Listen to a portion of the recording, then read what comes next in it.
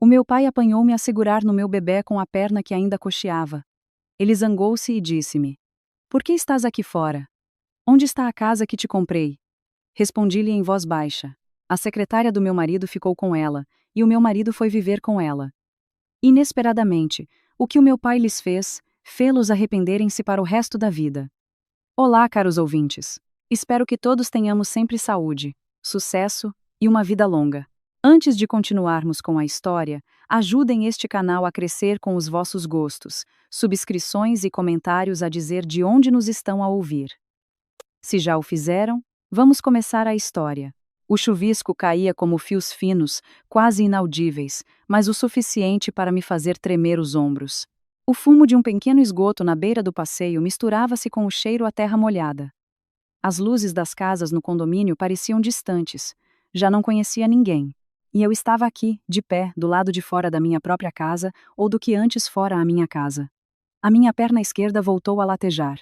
A sequela do acidente parecia repreender-me sempre que eu ficava de pé por demasiado tempo. A minha muleta partiu-se esta tarde quando tropecei no portão da casa, que agora já não era a minha entrada, mas sim o último limite onde eu podia estar antes de me gritarem. O meu bebê choramingou ao meu colo. Talvez sentisse a tensão do meu corpo. O meu saco de lona estava rasgado de lado. O seu conteúdo espalhado pelo passeio. Algumas roupas de bebê, um biberão quase vazio e um cobertor fino que ainda cheirava a amaciador de casa. Curvei-me para o apanhar, mas a minha perna gritou baixinho e tive de parar a meio do movimento. A minha respiração ficou entrecortada a suster a dor. Não podia chorar. Não esta noite. Eu devia poder bater àquela porta e dizer que só queria ir buscar as roupas do bebê ou pelo menos o edredão grosso que comprei com o dinheiro das minhas horas extras. Mas a voz do Nuno ecoava na minha mente. Fria, mas desdenhosa. Estás a tornar o ambiente da casa desconfortável. Léo, por agora? Fica noutro sítio, sim. Deixa a Sílvia ajudar a mãe a tratar da casa. Tu ainda tens dificuldade em andar, por enquanto. E esse, por enquanto, tornou-se uma sentença de morte lenta para mim. As luzes de um carro refletiram-se numa poça de água, quando uma carrinha pick-up velha se aproximou. O som do seu motor era pesado, vibrante como uma respiração longa e cansada. A carrinha abrandou antes de finalmente parar a poucos metros de mim. Não tive tempo de limpar as lágrimas quando a porta do condutor se abriu e um homem saiu, olhando para o chão enlameado. Leonor. A sua voz era baixa, hesitante. Depois transformou-se em surpresa. Quase quebrou. Meu Deus, Léo. Fiquei paralisada. Era a voz que eu tinha esperado nos últimos dias, mas nunca esperei que ele me visse neste estado.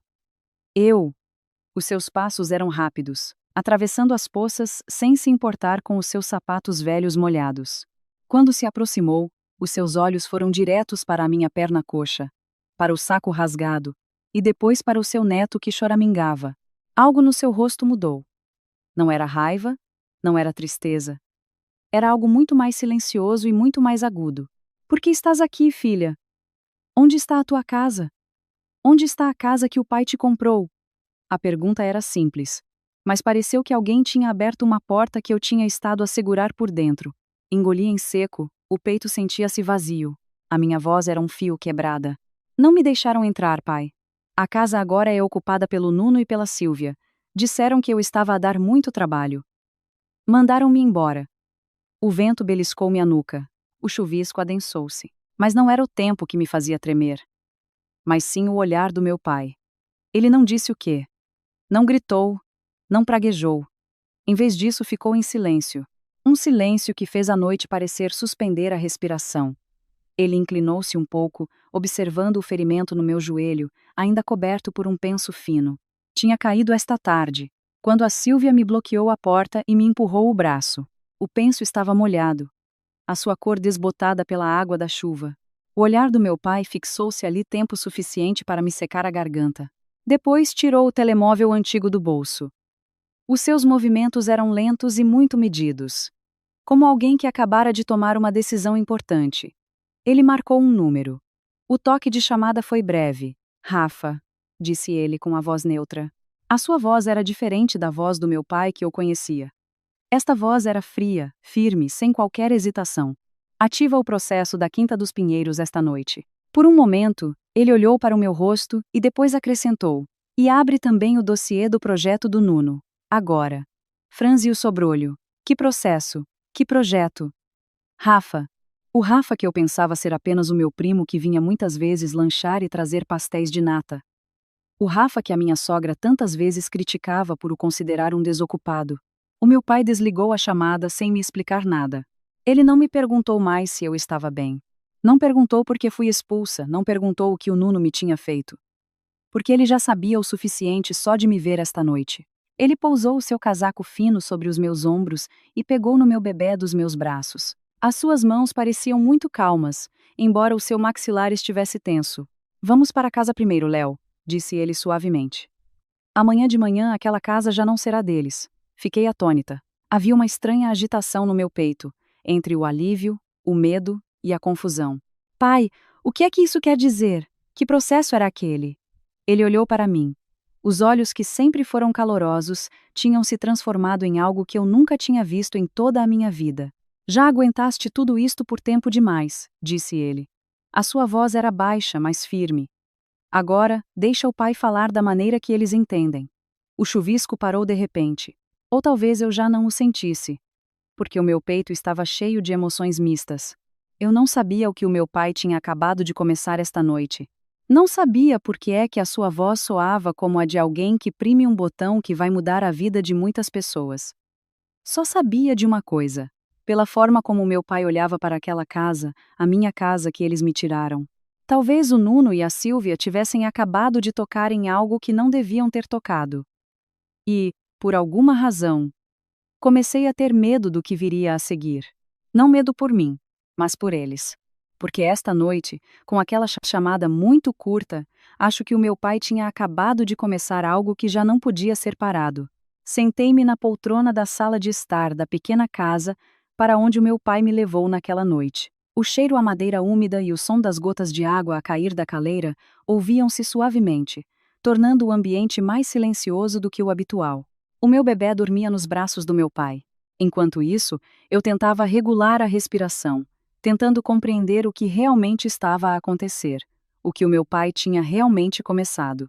Mas antes que eu pudesse perguntar, a minha mente foi puxada de volta para o tempo em que tudo isto ainda não tinha desmoronado.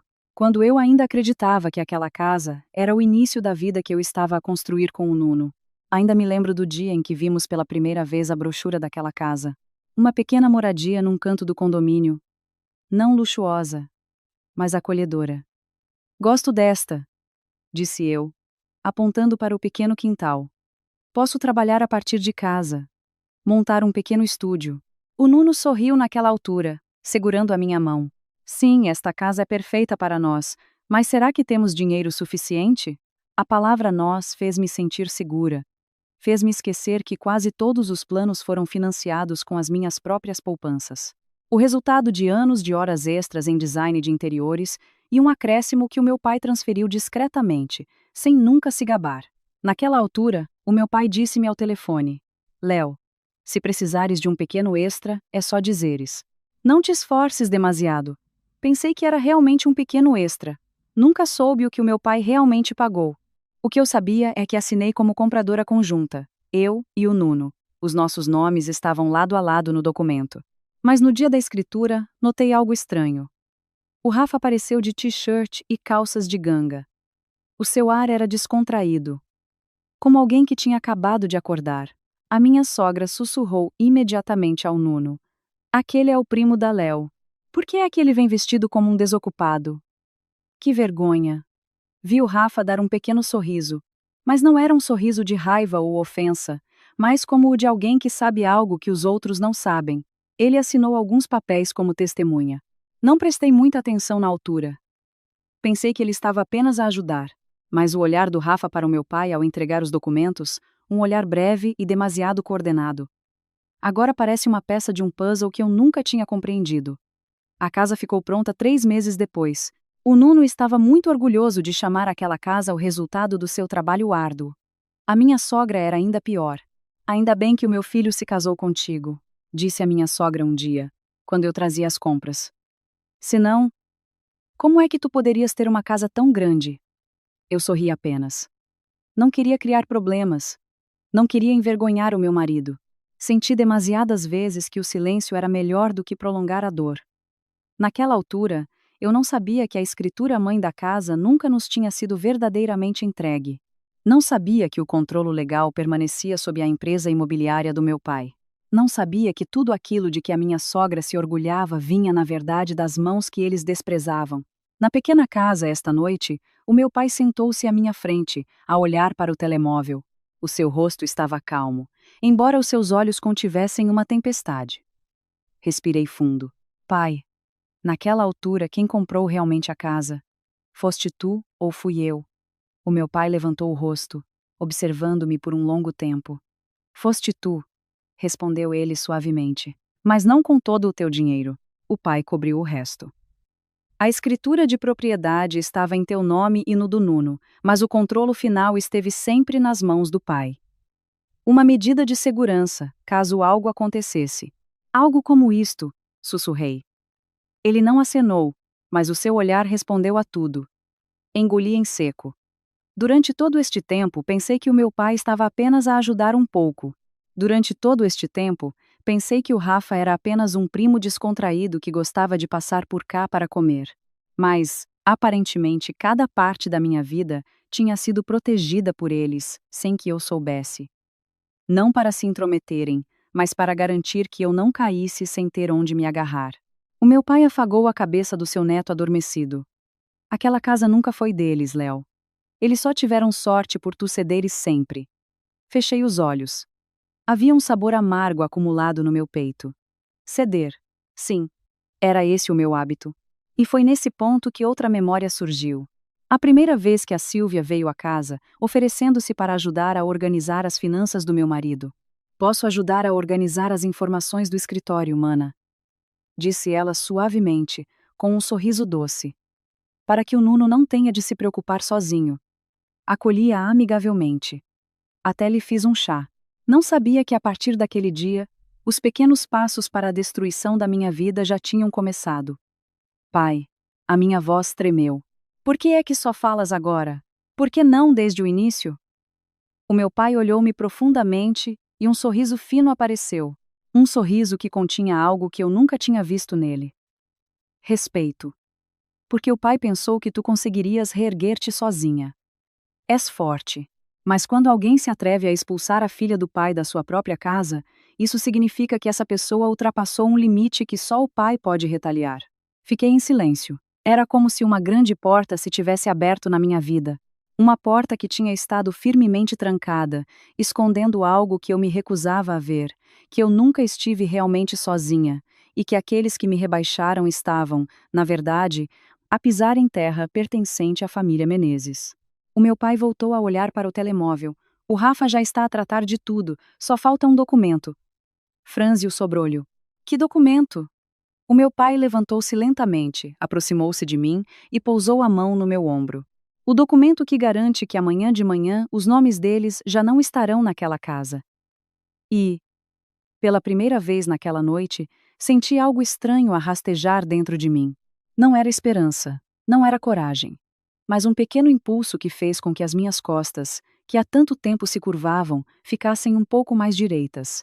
Um impulso que dizia que, talvez pela primeira vez, eu veria como aqueles que sempre estiveram por cima de mim começariam a vacilar debaixo dos meus pés. Lembro-me sempre daquele dia. O dia em que a Sílvia entrou pela primeira vez na minha vida, não como secretária do meu marido, mas como uma sombra que lentamente tomou o meu lugar. Tudo começou com algo que parecia pequeno, educado, como uma ajuda. O Nuno chegou à casa mais tarde do que o habitual. O seu rosto estava tenso. Ele atirou o casaco para o sofá e sentou-se imediatamente a massajar as têmporas. Estou com uma dor de cabeça, Léo. O meu projeto paralelo falhou completamente. Tive um grande prejuízo. Fechei o meu portátil de trabalho e aproximei-me. Eu ainda tenho algumas poupanças. Podemos encontrar uma solução. Com calma. O Nuno cortou-me imediatamente. O seu tom de voz não era de raiva, mas claramente não queria ouvir as minhas sugestões. Não é preciso. A Sílvia está a ajudar-me a limpar os relatórios financeiros do escritório. Ela é ótima a gerir o cash flow. Sílvia. Naquela altura, o nome soou como uma migalha insignificante. Sorri educadamente, tentando apoiá-lo, porque não tinha razão para suspeitar. Alguns dias depois, a Silvia veio à nossa casa. O cabelo estava preso num coque arrumado. O seu perfume era suave, mas penetrante. Trazia uma pasta com documentos do escritório e uma folha de papel com o orçamento mensal da casa. Ela sorriu-me com uma educação demasiado polida. Mana Leonor, eu só quero ajudar o Nuno para que o fardo dele seja menor. Para que a Mana também se possa focar nos seus projetos. Os seus projetos. A palavra saiu como um elogio, mas havia um tom subtil, como se o meu trabalho fosse apenas um pequeno hobby. Ignorei-o. Como de costume. Servi-lhe um chá. Ela pegou nele com as duas mãos. Os seus dedos eram finos, as unhas bem cuidadas. Um contraste gritante com as minhas mãos, cheias de marcas de canetas de arquitetura e com as pontas das unhas muitas vezes partidas por pegar no bebê enquanto trabalhava. Desde esse encontro, a Silvia começou a vir com mais frequência. No início, para discutir relatórios do escritório. Depois, para verificar as contas da eletricidade. E depois, para organizar as despesas da casa. Não sei quando ela começou a falar com a minha sogra com mais frequência do que eu. Dona Guida, depois eu encomendo os medicamentos para si, para o Nuno não ter trabalho. Dona Guida, eu aproveito e organizo o lanche do grupo do próximo mês. A minha sogra apaixonou-se por ela imediatamente. O sorriso da Dona Guida alargava-se sempre que a Silvia chegava. Léo, devias aprender com a Silvia. Ela é jovem, arrumada, despachada, diferente de ti, que agora ainda andas com medo de dar um passo. Eu apenas baixei a cabeça, agarrando a ponta da minha saia. As palavras magoaram, mas eu perdoei. Como de costume. Até uma tarde, quando voltei de uma visita a um projeto de design e o pequeno acidente aconteceu. Caí de uma escada portátil. A minha perna esquerda bateu no lado de cimento. A dor foi como um raio a atingir-me os ossos por dentro. O médico disse que eu tinha uma pequena fratura. Precisava de tempo para recuperar. Mas em casa o comentário do Nuno não foi sobre o meu estado. Devias parar de trabalhar por um tempo. Vês? Agora estás a dar trabalho. Esta casa ficou desorganizada. Apesar de ser eu a pagar parte da prestação da casa. Apesar de ser eu a tratar de todas as nossas necessidades. Mas voltei a ficar em silêncio. Os dias seguintes pareceram um nevoeiro. A perna coxa fazia-me mover mais devagar. E a cada passo sentia-me a ser substituída, esquecida, posta de lado. A Silvia passava mais tempo dentro da minha casa do que eu própria. Uma noite, desci à cozinha e vi os três. O Nuno, a minha sogra e a Silvia, a rir enquanto discutiam o plano de gestão financeira da família. Na mesa, havia fotocópias do meu cartão de cidadão. Olhei para elas por alguns segundos, sentindo um arrepio na espinha. Ah, isso, mana, disse a Silvia com um sorriso gentil. Pedi emprestado um momento para os dados do seguro do escritório ontem. Esqueci-me de devolver.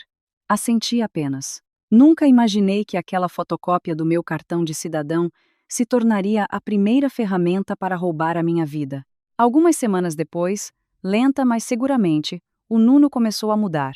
Já não havia alcunhas carinhosas, nem olhares calorosos, apenas comentários frios sobre como a Silvia era mais organizada, mais confiável, como ela o entendia melhor, como o ajudava a construir o futuro. Comecei a sentir-me uma convidada na minha própria casa.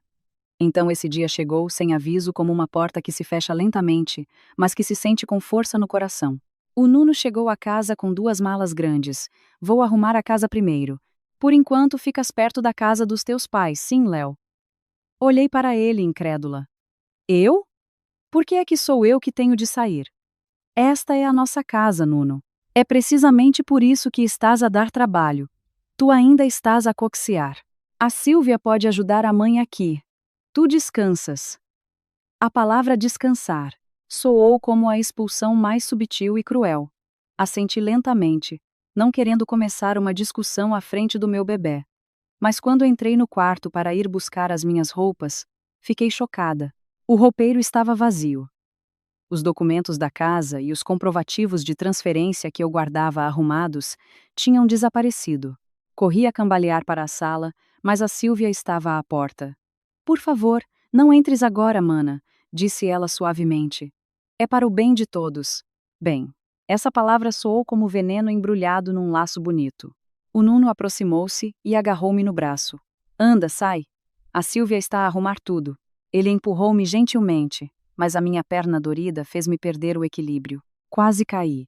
Se não tivesse abraçado o bebê com mais força. A minha respiração estava curta, ofegante, quente. A porta fechou-se, e depois foi trancada por dentro. Fiquei do lado de fora da minha própria casa, com uma mala que continha apenas algumas roupas de bebê e um cobertor fino. Lá dentro, ouvi a Sílvia a rir baixinho e a voz da minha sogra a dizer algo sobre: finalmente esta casa está arrumada. Saí do condomínio a cocear. E quando estava prestes a desmaiar na portaria, o segurança, o senhor Aníbal, veio a correr. Senhora, está bem? Eu vi de longe que a senhora caiu. O seu tom de voz era preocupado, não como o de outros seguranças que muitas vezes não se importam. Limpei a bochecha. Só preciso de me sentar um pouco. O senhor Aníbal hesitou. Depois inclinou-se. A sua voz baixou para um sussurro. Senhora, na verdade, não me devia meter, mas o senhor Bento não é uma pessoa qualquer. A senhora pode não saber, mas muitas coisas neste condomínio ainda estão sob a sua supervisão. Levantei o rosto, surpreendida. O meu pai. O pai que eu pensava ser apenas um reformado comum. Se a senhora precisar de ajuda, o senhor Aníbal olhou para mim com um ar significativo. Acredite em mim, senhora. Ele não é alguém que se possa subestimar. Naquela noite, caminhei para casa com o peito apertado e a mente em desordem. As vozes deles a expulsarem-me ainda ecoavam na minha cabeça. Mas, por alguma razão, aquela frase do senhor Aníbal ficou presa como um pequeno espinho a picar a minha consciência. O meu pai não era uma pessoa qualquer. E eu só compreendi verdadeiramente o seu significado na noite em que reencontrei o meu pai na beira da estrada. A noite em que ele ligou ao Rafa e começou algo que me fez sentir pela primeira vez que a minha vida, que eles tinham estado a roubar lentamente, estava prestes a voltar para as minhas mãos. Aquela casa já fora o lugar mais acolhedor para mim.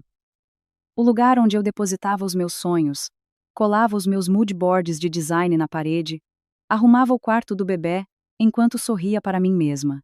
Mas lentamente, a casa transformou-se em algo estranho. Como um corpo possuído por outro espírito. Sempre que eu entrava, a atmosfera já não me abraçava. Pelo contrário, parecia rejeitar a minha presença. E afinal, era isso que eles queriam. Naquela tarde, eu tinha acabado a fisioterapia para a perna na clínica. A pequena escada perto da recepção fez-me perder o equilíbrio por um momento, mas consegui controlar-me. Voltei para casa com a esperança de poder parar tudo isto antes que fosse tarde demais. Pelo menos falar com o Nuno a bem. Mas quando cheguei, a frente da minha casa parecia estranha. Os vasos de flores que eu tinha escolhido um por um já não estavam lá, e o carro da Sílvia estava estacionado confortavelmente na garagem.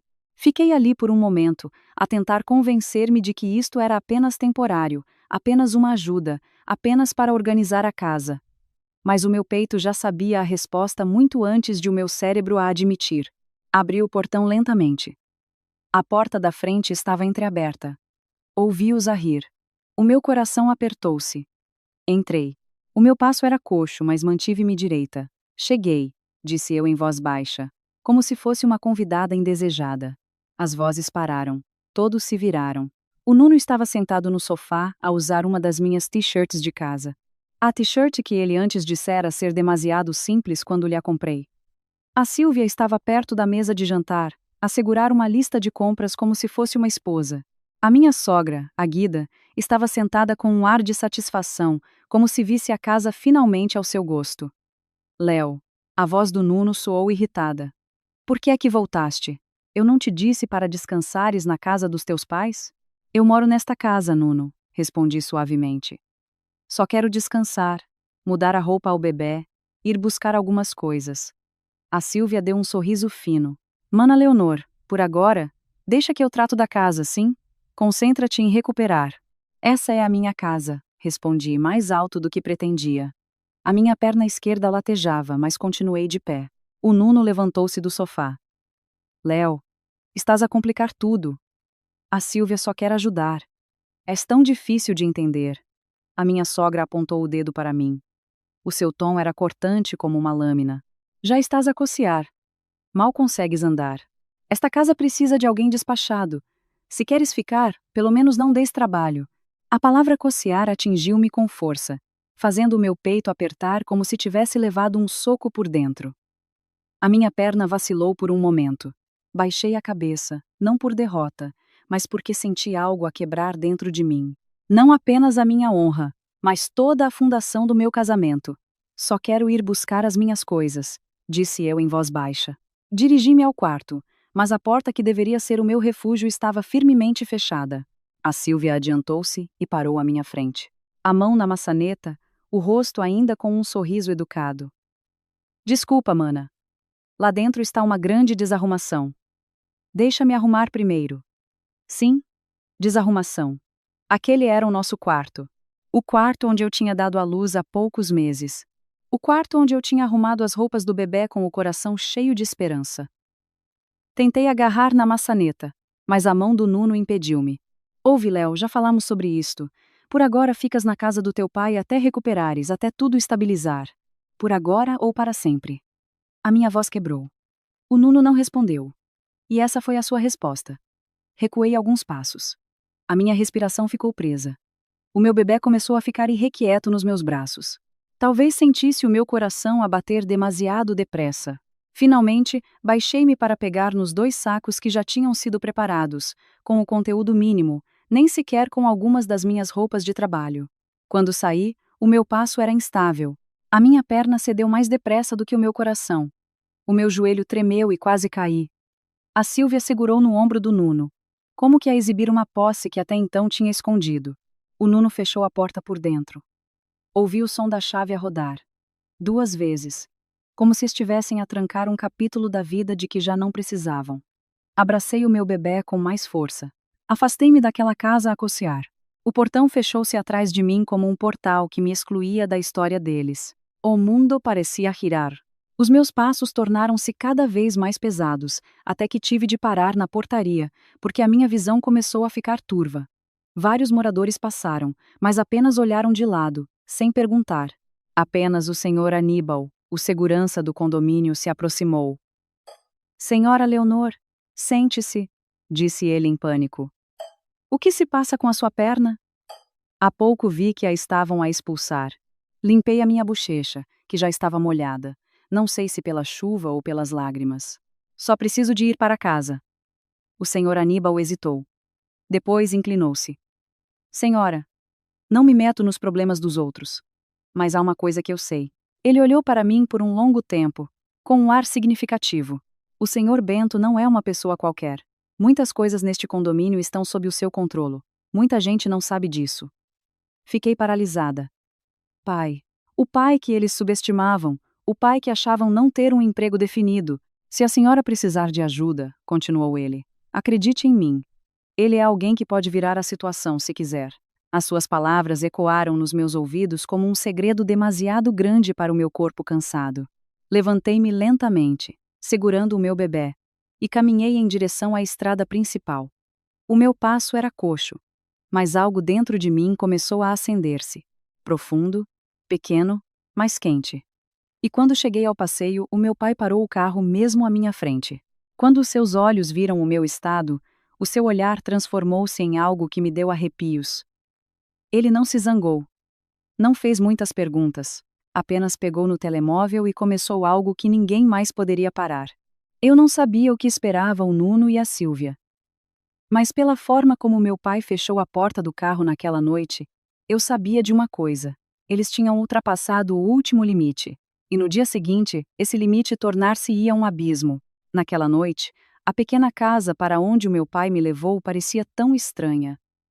No entanto, fora aqui que eu costumava fazer a sesta quando estava na escola primária. As paredes ainda eram as mesmas, a tinta já desbotada, mas havia uma aura diferente, como se este lugar não fosse apenas uma casa, mas o centro de algo muito maior, algo de que eu nunca me tinha apercebido. O meu pai preparou um colchão para o meu bebê com movimentos lentos, mas organizados. Não havia ansiedade visível no seu rosto, nenhuma raiva explosiva. Pelo contrário, foi essa calma que me deixou ainda mais nervosa. Pai! Chamei-o em voz baixa, depois de alguns minutos em que só se ouvia o som da chuva a pingar da caleira. Desculpa, Preciso de te contar tudo. O meu pai sentou-se na velha cadeira de rotim e acenou com a cabeça. O pai está aqui. Conta-me desde o início. Então comecei a contar-lhe tudo. Sobre a prestação da casa, sobre o dinheiro que transferi através do Nuno para manter a dignidade do meu marido perante a sua família. Sobre como ajudei a pagar as dívidas da minha sogra em segredo para não envergonhar ninguém. Sobre o meu trabalho, que continuei a fazer mesmo durante a gravidez.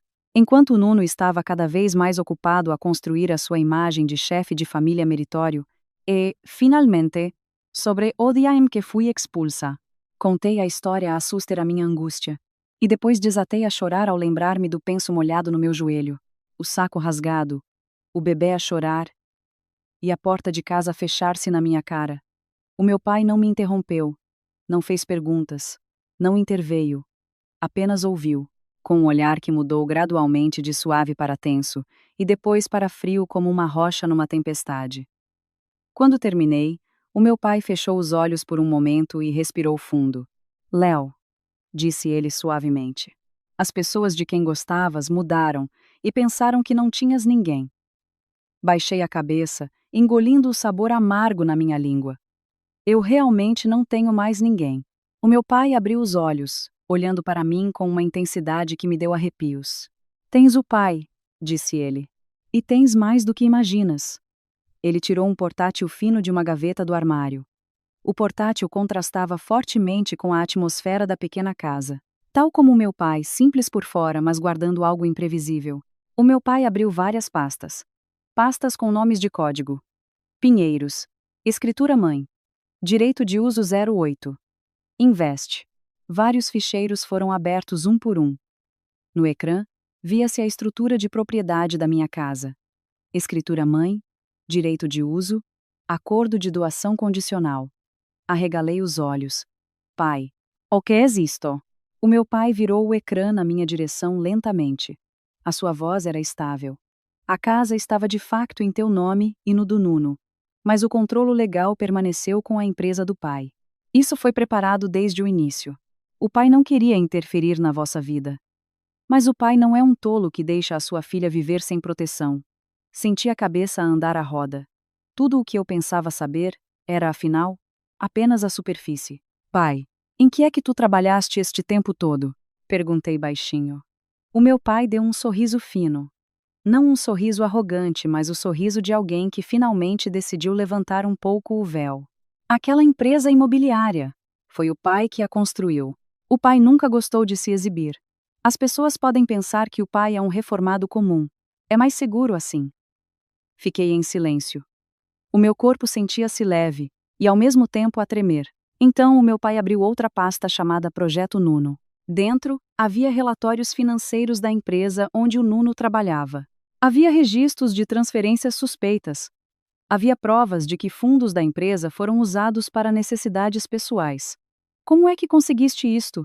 A minha voz mal saía. Diretamente da direção, respondeu o pai. Porque o pai é o principal investidor nessa empresa. Tapei a boca, assusta a respiração. O mundo que eu pensava ser pequeno era, afinal, muito maior, e o meu pai estava no centro dele. Este tempo todo, tu sabias tudo sobre o Nuno. Sussurrei. Eu sabia o suficiente para saber quando ficar calado e quando agir.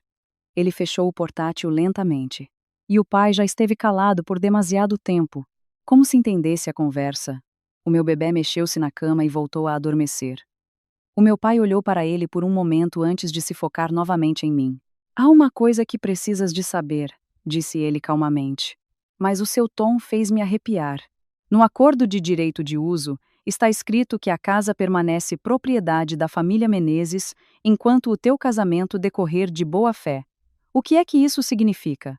Significa que quando o Nuno te expulsou, o meu pai olhou para mim sem pestanejar. O direito à casa foi automaticamente revogado para toda a sua família. Tapei a boca, assustei um soluço. E não é só a casa, continuou ele. A posição do Nuno na empresa também se baseia numa recomendação do pai. Ele esqueceu-se de quem o fez parecer competente. As minhas mãos tremiam. Pai, então, o que é que vais fazer agora? O meu pai levantou-se lentamente. Calmo. Mas a sua aura fria preencheu toda a sala. O pai não quer magoar ninguém, disse ele suavemente. Mas o pai quer que eles sintam o que é viver sem as máscaras que usam. O pai vai reaver a casa legalmente. O pai vai libertar-te de todos os fardos que eles te amarraram ao pescoço. E o pai vai deixá-los ver tudo, um por um, do lugar mais baixo. A posição para a qual eles te têm empurrado. Fiquei atônita. Como? O meu pai não respondeu. Apenas olhou para o telemóvel e disse em voz baixa: Rafa, amanhã de manhã começamos a primeira parte. Prepara a última representação para o Nuno e a Sílvia. Representação. Primeira parte. Olhei para o meu pai, mas a sua expressão já estava fechada. Nenhuma raiva, nenhum grito. Apenas a calma de um controlador que acabara de puxar a maior alavanca na vida de alguém. Eu nem sequer consegui processar tudo quando o meu pai apagou a luz da sala e disse suavemente: Dorme, Léo. Amanhã será um longo dia. Olhei para o teto escuro. O meu coração batia lentamente. Pela primeira vez na minha vida, eu já não era a pessoa que aguentava tudo sozinha. E, pela primeira vez, tive medo. Tive medo porque comecei a perceber que o meu pai se estava a preparar para destruir o mundo que o meu marido construiu, pedra por pedra. E nenhum deles estava preparado para enfrentar quem realmente era Bento Menezes.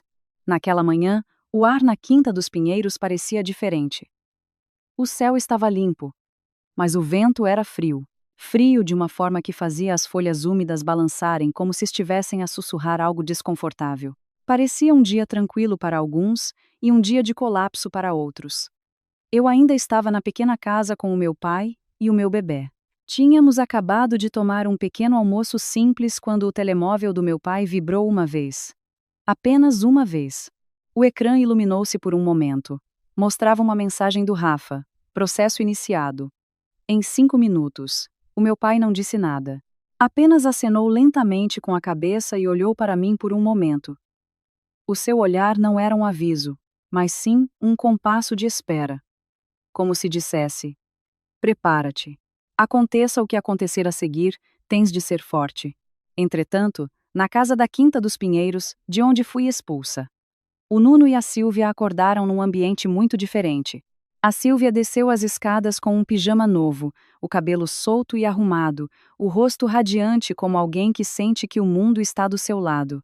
O Nuno estava sentado à mesa do pequeno almoço, a ler um relatório do escritório que tinha impresso. Um relatório que, na verdade, não fora ele a compilar, pois passara quase a noite inteira a depender da Sílvia. Depois encomendo-nos um brunch? Sim? Perguntou a Sílvia, ajeitando a gola da sua camisa. Pode ser, respondeu o Nuno. Relaxado. Tu és a única que me percebe. Num canto da sala, a Guida, a minha sogra, estava a arranjar um vaso de flores. Parecia muito satisfeita por ver a casa como se fosse realmente do seu filho. Nenhum deles se apercebeu de que aquela manhã não era uma manhã comum. Nenhum deles sabia que o tempo da sua arrogância tinha acabado. A campainha da porta tocou. Uma vez, 2 vezes. Um toque longo e firme. Não era o toque de um visitante normal. O Nuno franziu o sobrolho. Quem é a esta hora? A Sílvia aproximou-se da porta. Ainda a sorrir, como se quem quer que estivesse a tocar fosse o estafeta da comida que ela tinha encomendado. No entanto, quando a porta se abriu, 3 funcionários da administração do condomínio estavam lá, com pastas grossas e pranchetas. Bom dia. Somos da administração do condomínio Quinta dos Pinheiros, disse um dos funcionários. A sua voz era formal. Queremos entregar uma notificação oficial sobre esta fração. O Nuno riu-se, levantando a mão como que a mandá-los relaxar. Ah, sim, sim. Entrem. Se for sobre a manutenção do jardim ou as cotas, falem com a minha mulher. Ele virou-se para a Sílvia. Quer dizer, com a Sílvia. É ela que trata da administração da casa. Os funcionários não se riram, não sorriram, abriram uma pasta. Com o devido respeito, de acordo com a cláusula de direito de uso e o acordo-mãe do empreendimento, esta fração é declarada em violação das condições de compropriedade.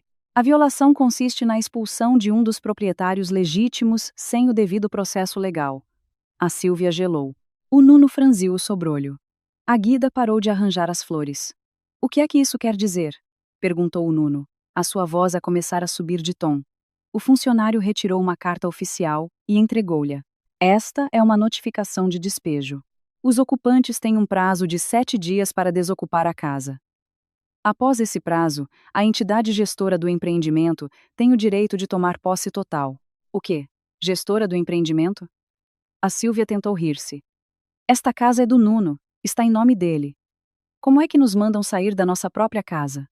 O funcionário olhou para outro documento. Desculpe, senhora. A gestora do empreendimento é a proprietária da escritura-mãe deste condomínio. O quê? Perguntou a Guida, o rosto a ficar vermelho. Quem? Que disparate é este? Esta casa já está em nome do meu filho. O funcionário levantou os olhos. Talvez a senhora possa ler aqui embaixo. Ele apontou para a assinatura no final do documento. O nome impresso ali fez o peito do Nuno apertar por dentro. S. Bento Menezes, presidente do Conselho de Administração da Menezes Imobiliária. S. A. A sala ficou em silêncio, um silêncio profundo. A Silvia empalideceu, os seus lábios entreabertos sem emitir som. A Guida agarrou-se à mesa como se estivesse prestes a cair. E o Nuno, o seu rosto estava branco como papel, os seus olhos fixos. Como se todo o seu sangue tivesse sido drenado para o chão. O pai da Leonor, sussurrou ele, quase inaudivelmente. Ele é o dono do condomínio. O funcionário continuou, sem lhes dar tempo para o pânico. Desde o acordo inicial, o controle do empreendimento está nas mãos do proprietário principal. E de acordo com os nossos registros, o proprietário principal revogou o direito de uso da família do senhor Nuno, com efeito a partir de hoje. O Nuno agarrou na carta, as mãos a tremer. Não, isto está errado. Eu sou o proprietário legítimo desta casa. Eu tenho a escritura. O funcionário abanou a cabeça levemente. A escritura é apenas um documento derivado, senhor. A escritura-mãe e o direito de controlo permanecem em nome do proprietário do empreendimento. Além disso, há indícios de uso indevido de documentos e de expulsão unilateral do outro proprietário legítimo. Isso já constitui uma violação grave. A Silvia quase perdeu o fôlego.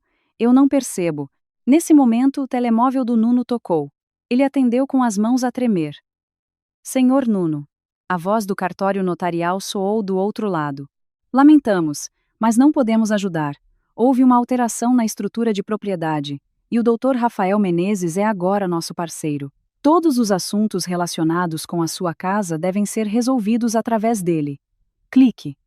A chamada foi desligada.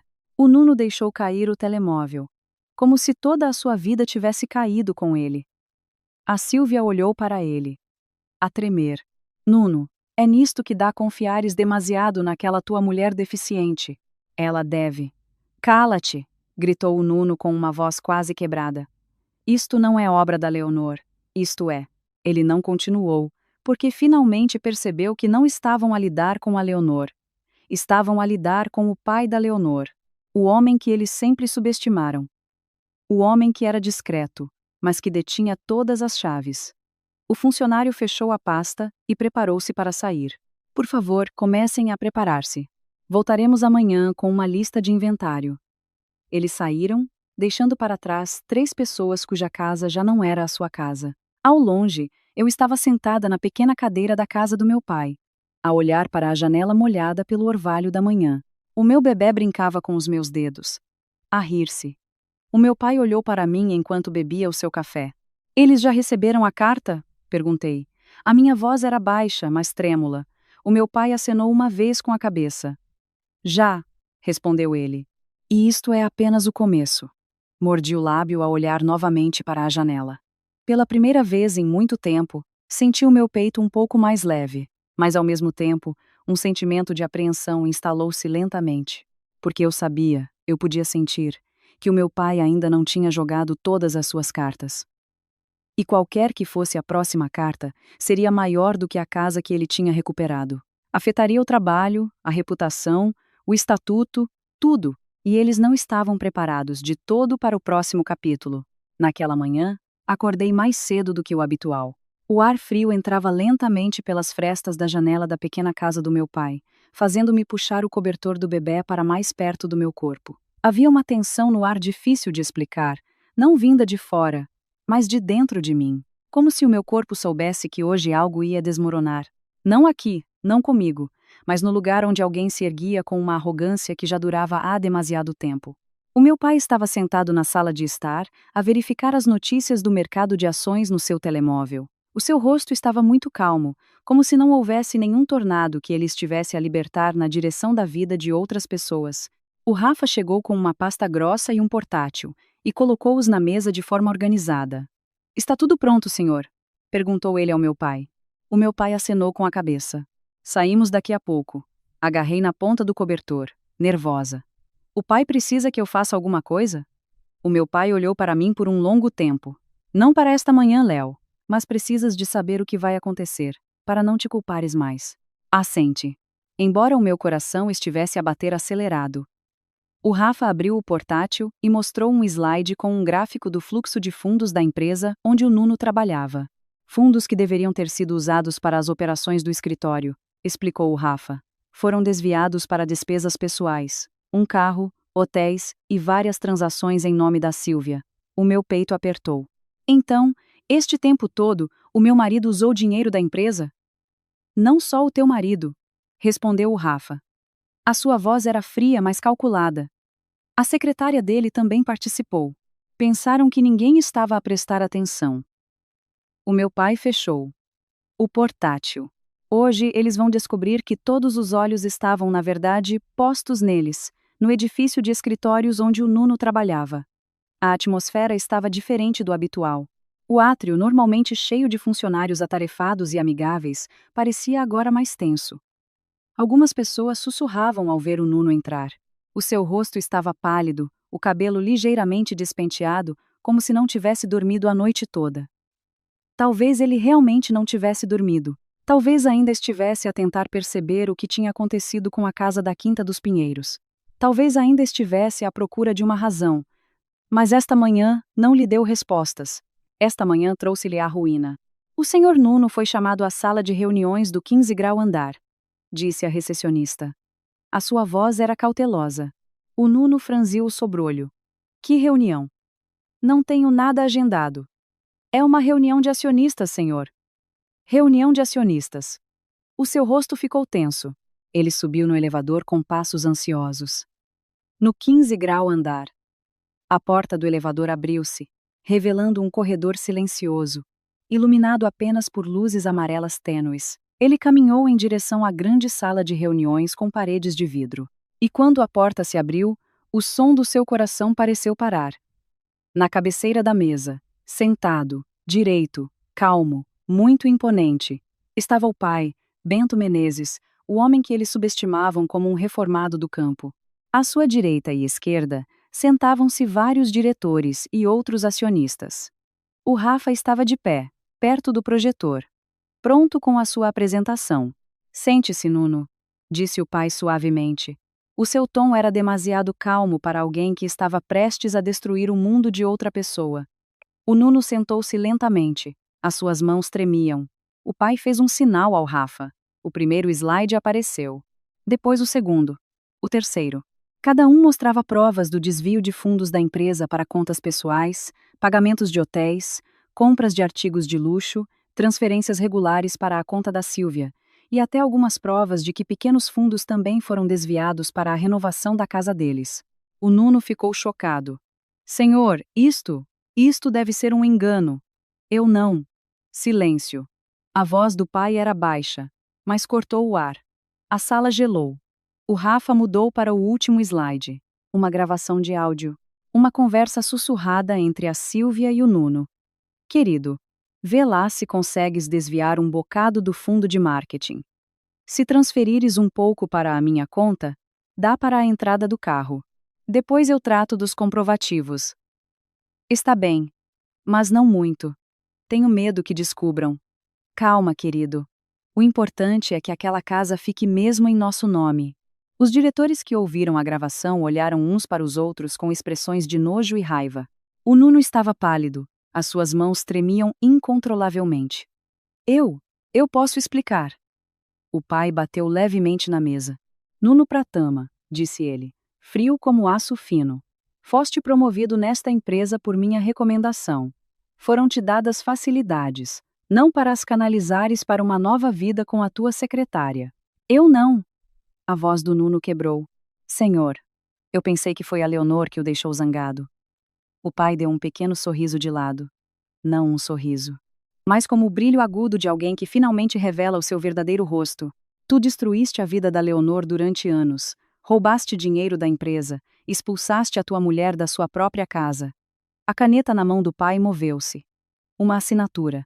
A partir de hoje, disse o pai com firmeza, estás despedido com jusma causa. O Nuno gelou. Não conseguia falar. Um dos acionistas acrescentou com uma voz dura. E vamos entregar este caso ao departamento jurídico. O doutor Rafael já preparou tudo. O Nuno virou-se rapidamente, chocado ao ver o Rafa, que ele pensava ser apenas um sobrinho desocupado, de pé, de fato, muito profissional. Eu imploro, dê-me uma última oportunidade. A voz do Nuno era rouca. Eu tenho família. A Leonor também era a tua família, disse o pai. A sua voz era baixa, mas atingiu-o como um martelo. E quando escolheste expulsar, lá, perdeste o direito de te apresentares como chefe de família. Não saíram mais palavras da boca do Nuno. Apenas uma respiração ofegante e um rosto que parecia destruído por dentro. Os diretores levantaram-se um por um, saindo da sala. O Rafa fechou o portátil e aproximou-se do pai, sem sequer olhar para o Nuno. O pai levantou-se e olhou para o seu genro pela última vez. Hoje, perdeste o teu cargo, disse o pai suavemente. Amanhã vais perder outra coisa. Ele saiu, deixando o Nuno sentado, curvado, a segurar a cabeça como se o mundo lhe estivesse a cair em cima. E na pequena casa, a alguns quilômetros de distância, senti algo a apertar no meu peito. Não era satisfação, não era vitória, mas medo do que viria a seguir. Porque se hoje o pai lhe tirou o emprego, o que é que o pai lhe tiraria amanhã? E estaria eu preparada para enfrentar tudo o que iria desmoronar a seguir? Naquela tarde, choveu por um momento e depois parou rapidamente, deixando um cheiro à terra molhada no ar. Eu estava a estender a roupa do bebê no quintal da pequena casa do meu pai quando o seu telemóvel vibrou. O meu pai nunca ficava ansioso ao receber uma chamada. Sempre calmo, sempre ponderado. Mas desta vez, havia um sorriso fino no canto dos seus lábios. Um sorriso que eu nunca tinha visto antes. O sorriso de alguém que tinha acabado de derrubar o pilar principal do seu inimigo. Já começou, disse o pai brevemente ao Rafa do outro lado da linha. Deixa estar. Entretanto, a alguns quilômetros desta pequena casa, a Sílvia estava sentada confortavelmente no seu apartamento. Uma unidade de luxo que ela exibia frequentemente nas suas histórias das redes sociais. Uma chávena de café caro, uma grande janela com vista para a cidade e uma legenda clichê como o trabalho árduo compensa. Embora o que ela pagasse fosse apenas a sua arrogância, não o apartamento. Naquela tarde, ela tinha acabado de tomar um banho quente e estava a aplicar um creme facial quando ouviu uma batida forte na porta. Toque, toque, toque. 3 vezes. Firme. Rude. A Sílvia bufou. Quem é a esta hora? Um estafeta? Abriu a porta enquanto abanava o cabelo ainda molhado. À sua frente estavam 2 funcionários da administração do prédio com rostos sérios, trazendo uma pasta grossa e um tablet. Boa tarde, senhora Sílvia Anândia. A Sílvia sorriu, ajeitando o seu kimono fino. Sim, sou eu. Em que posso ajudar? O funcionário estendeu-lhe um documento. Esta é uma notificação de rescisão de contrato para a unidade 20B, com efeito dentro de 24 horas. A Sílvia riu-se. Uma risada forçada e arrogante. Desculpe, deve haver um engano. Este é o meu apartamento. Eu sou a proprietária. Os 2 funcionários olharam um para o outro por um momento. Depois, um deles abriu o tablet e mostrou os dados. Esta unidade nunca foi propriedade privada, senhora. Pertence à Menezes Imobiliária, S.A. A empresa apenas a alugou em nome do escritório onde a senhora trabalha, que hoje revogou todas as facilidades devido à violação de ética. O sorriso da Sílvia congelou enquanto o seu rosto empalidecia lentamente. Vi violação de quê? Eu não percebo. A sua voz subiu uma oitava. Em pânico. O funcionário respondeu com firmeza, mas ainda educadamente. Foram encontradas várias irregularidades relacionadas com o uso de fundo. Onde estão as provas? Onde? A Sílvia começou a perder o controlo. O funcionário abriu um slide no seu tablet. Uma gravação de uma conversa de chat entre a Sílvia e o Nuno, a discutir o desvio de fundos para a compra de um carro, até ao plano de tomar controle da minha casa. A gravação veio do telemóvel do Nuno, que tinha sido confiscado nessa manhã pelo departamento jurídico da empresa, por ordem do principal investidor por trás da reunião de acionistas. Bento Menezes. A Sílvia tapou a boca com a mão a tremer. Não, não, isto não pode ser. Mas o funcionário falou novamente, suavemente, mas de forma letal. O seu contrato de serviço foi rescindido. A senhora não tem o direito de residir nesta unidade. Pedimos-lhe que desocupe o apartamento até amanhã ao meio-dia. A eletricidade foi subitamente cortada. Ouviu-se um clique do quadro elétrico à entrada. O seu apartamento entrou em modo de bloqueio. O contrato de facilidades terminou. O acesso à eletricidade foi cortado. O cartão de acesso ao prédio deixou de ser válido. Tudo num segundo. A Sílvia quase caiu ao recuar. Eu tenho de ligar ao meu advogado, disse ela, a gaguejar. Eu conheço um advogado de topo. Eu posso. Que advogado, senhora? Perguntou o funcionário. Neutro. O doutor Rafael Menezes? O corpo da Sílvia ficou imediatamente rígido como uma estátua, frio, gelado como gelo. Ele é o principal parceiro jurídico deste complexo e sócio do presidente da empresa imobiliária que detém esta unidade, continuou o funcionário. Ele recusa-se a representar ela. A Sílvia não conseguia falar. As suas lágrimas caíram sem que ela quisesse. Ela pegou no telemóvel com as mãos a tremer, a tentar ligar a alguém. O primeiro número deu um toque longo e depois desligou. O segundo número nem sequer chegou a tocar. O terceiro, o do Nuno, estava desligado. O quarto, o da sogra, foi atendido. Mas antes que a Sílvia pudesse falar, a voz da Guida explodiu. Tu és uma agourenta, a culpa disto tudo é tua. O meu filho perdeu o emprego. A nossa casa foi confiscada. Desaparece da nossa vida. Clique. A chamada foi desligada. A Sílvia estava sozinha num apartamento de luxo que não era dela.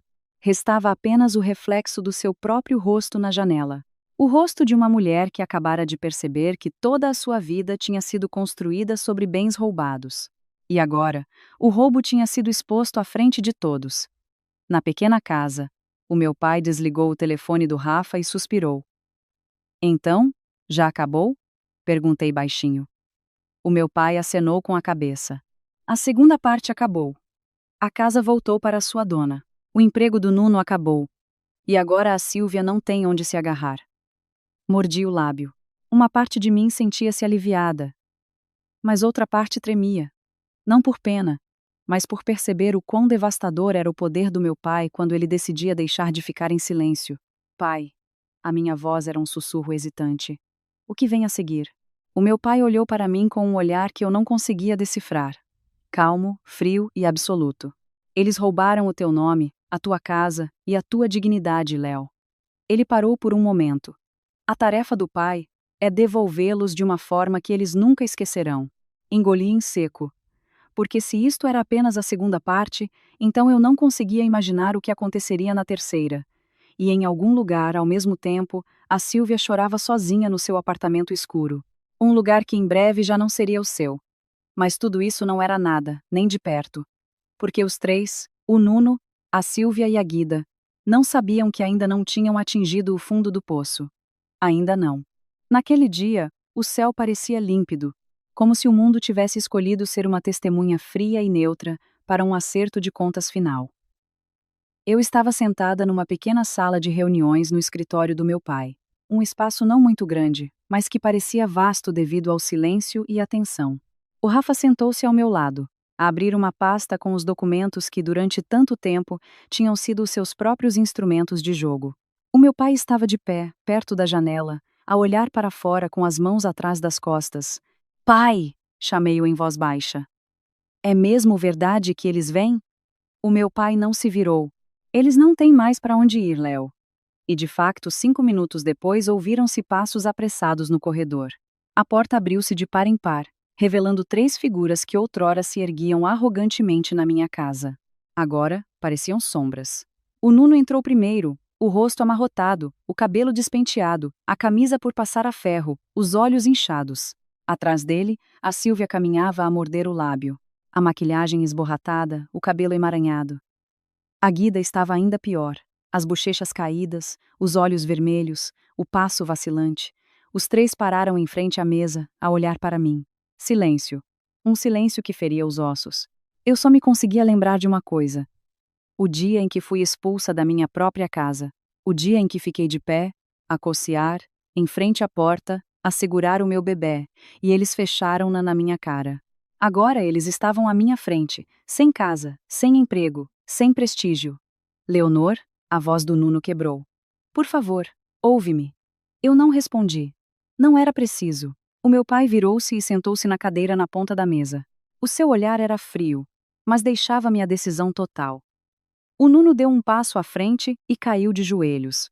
Não por dramatismo, mas porque as suas pernas pareciam já não o conseguir suster. Desculpa. O seu choro rebentou.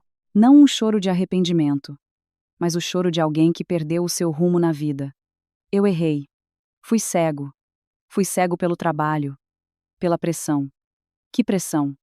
A voz soou apenas na minha mente. Que pressão leva alguém a expulsar a sua mulher coxa que segura o seu filho? A Sílvia também se ajoelhou, as mãos a agarrarem a ponta da mesa. As suas lágrimas escorriam, mas nenhuma me tocou. Mamana Leonor. Eu imploro, por favor, para tudo isto. Eu já não tenho nada. A Guida, com toda a arrogância que outrora a envolvia, finalmente caiu sentada no chão. Léo, perdoa a mãe. Eu só queria que o meu filho tivesse uma vida boa. Eu não sabia. Não percebi que a casa era da tua família. Interrompia suavemente. A Guida baixou a cabeça tão profundamente que parecia querer desaparecer no chão. Nenhum deles se atrevia a olhar para o meu pai. O meu pai desviou o olhar na minha direção, dando-me um sinal subtil de que isto já não era assunto dele. Isto não era a sua vingança. Não era a vingança do Rafa. Não era a vingança da empresa. Isto era meu. Léo, disse o pai em voz baixa. A decisão está nas tuas mãos. Respirei fundo.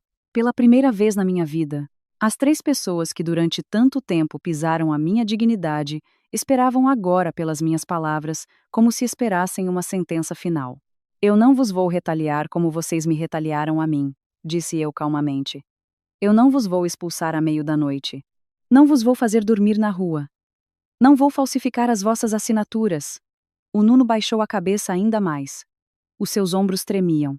Mas também já não sou a mulher que vocês pisavam à vontade. A mão do Rafa tirou uma pasta castanha e empurrou-a na direção deles. Isto, disse eu, é um acordo de confissão de culpa, completo com uma lista de manipulações, a expulsão e o desvio de fundos. Os olhos da Sílvia arregalaram-se. Não, eu não posso assinar isso. O meu nome fica arruinado. O meu nome já foi arruinado por vocês, respondi. O Nuno fechou os olhos, quase a prostrar-se. Léo, eu faço o que for preciso. O que for.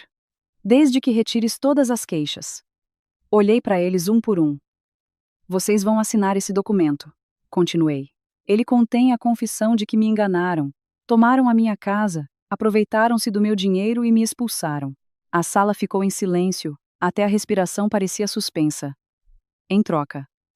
Eles olharam para mim com os olhos úmidos e cheios de esperança. Eu não avançarei com a queixa-crime. O Nuno tapou o rosto e chorou alto. O choro de um homem com medo da prisão, não o choro de um marido arrependido. A Sílvia soluçou, curvando o corpo. A Guida implorou. Léo, obrigada. Oh, meu Deus. Obrigada. Tu ainda. Ainda não acabei, disse eu suavemente. Eles ficaram rígidos novamente. Depois de assinarem, não se podem aproximar de mim, do meu pai ou do meu filho para sempre. Não nos podem procurar, não nos podem contactar, não podem aparecer em frente à minha casa, ao meu escritório ou na minha vida novamente. O Nuno levantou o rosto. Mas eu sou o pai do teu filho.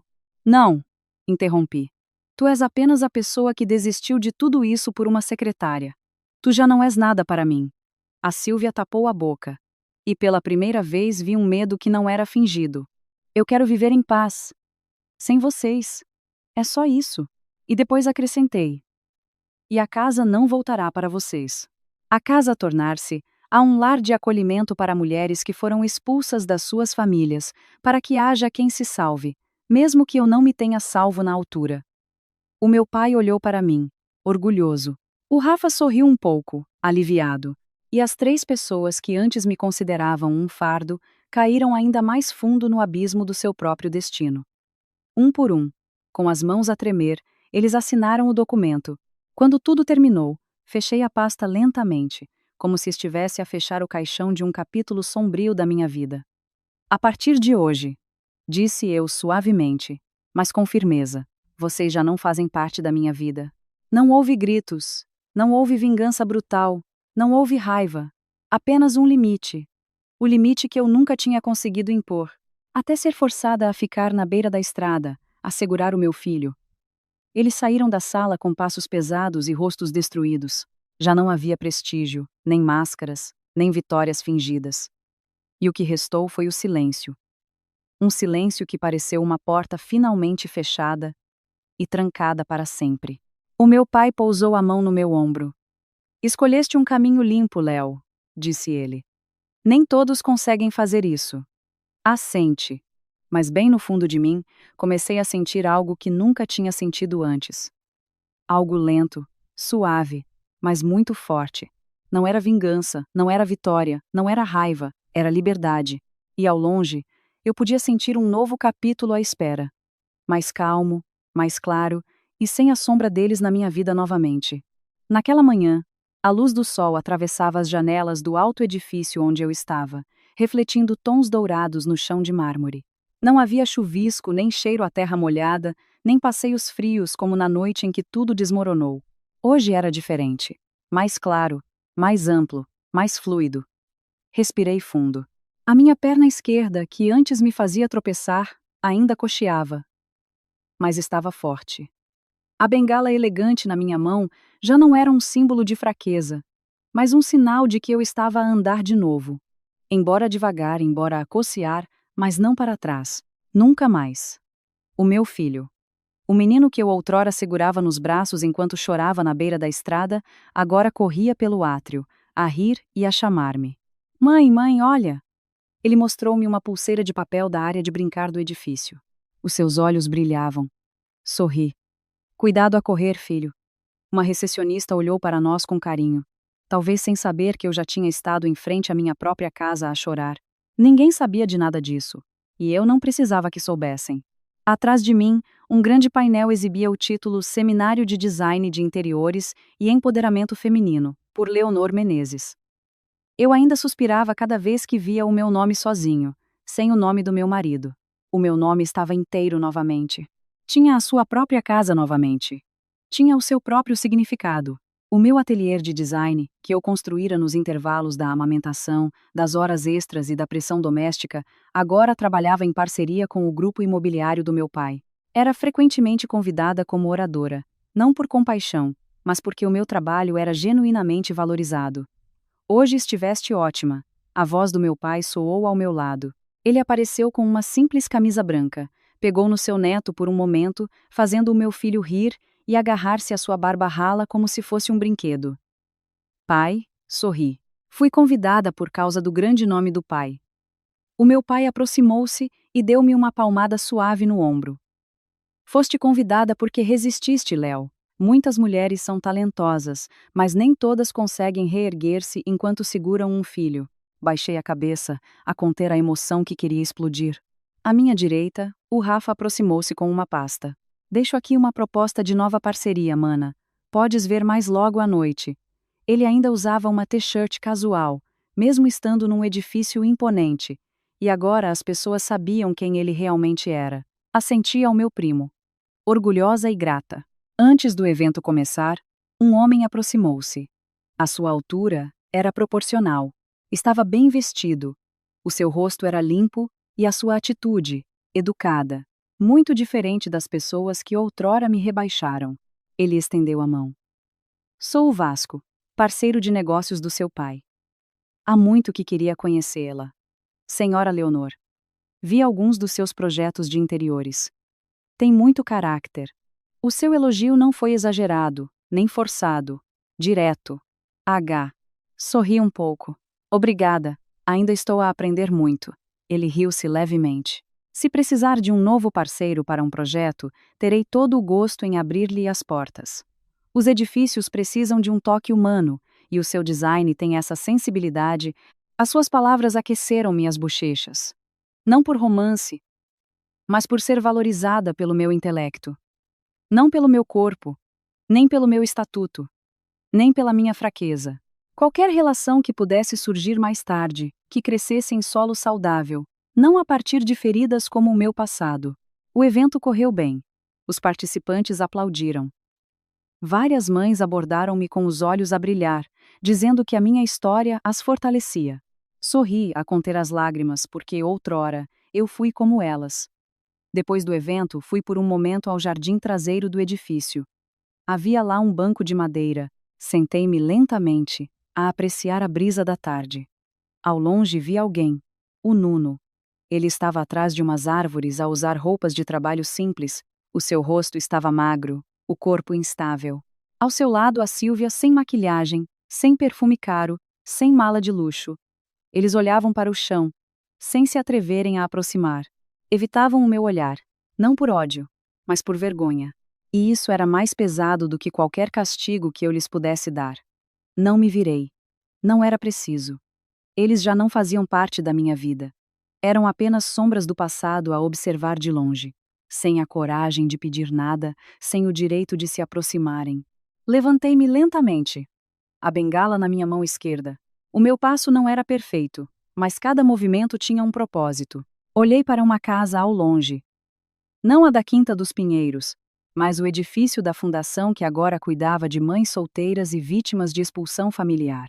Aquele lugar fora a minha casa. O lugar que outrora rejeitara a minha presença. Agora estava cheio do riso de crianças pequenas, do aroma de comida quente, do cantarolar suave de mães que se reerguiam de uma vida que as oprimira. A casa finalmente tinha um propósito digno.